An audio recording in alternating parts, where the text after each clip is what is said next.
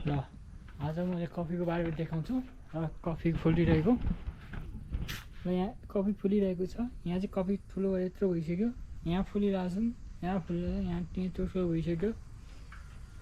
यो अरू ठाउँमा फुल्दै पनि छन्, यत्रो ठुलो भइसक्यो।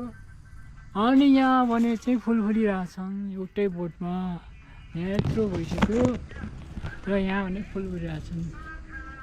समय छन्, यहाँ नि फुल फुलिरहेछन्, यहाँ पनि फुल फुलिरहेछन् र फल्दै पनि छन्, पनि फुल फुलिरहेछन्।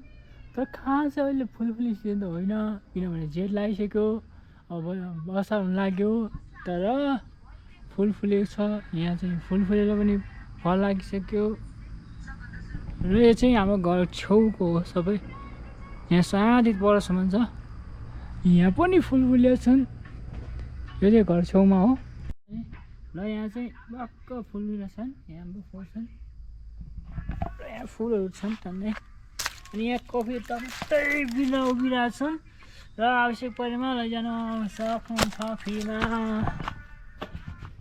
र हाम्रो यहाँ चरा पनि बसिरहेछ, एउटा अन्डा छोपेर भाग्यो, मैले अन्डा छोपिरहेछ, जुरेली हो र जहिले पनि अन्डा छोप्छ। यहाँ अन्डा छ सायद 2टा